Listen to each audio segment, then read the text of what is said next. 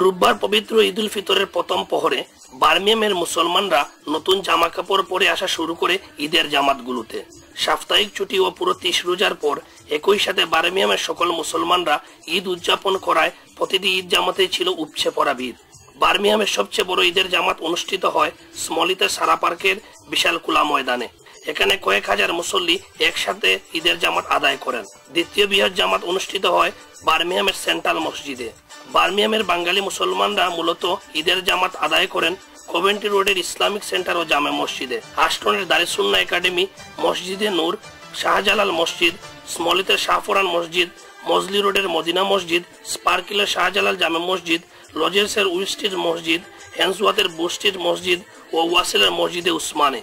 প্রতিটি মসজিদে আলাদা আলাদা বেশ কোটি ঈদের জামাত অনুষ্ঠিত হয় এবং ঈদের জামাত শেষে মুসলিম উম্মার ও বার্মার নির্যাতিত মুসলমানদের জন্য বিশেষ মোনাজাত করা হয়। নামাজ শেষে সকলেই ব্যস্ত ছিলেন কুলাকুলি আর ঈদের শুভেচ্ছা বিনিময়ে।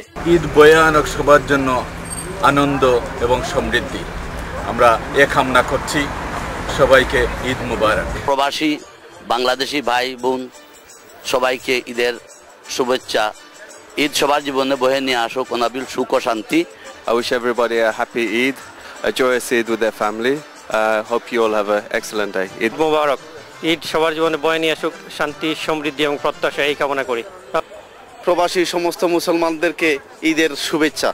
শিশু কিশোররাও ঈদের জামাতে এসে ছিল দারুণ উৎফুল্ল। ঈদের নামাজ শুভ লগে পড়ছি, খুব ভালো লাগছে। ঈদ মুবারক। ঈদ মানে আনন্দ, ঈদ মানে খুশি।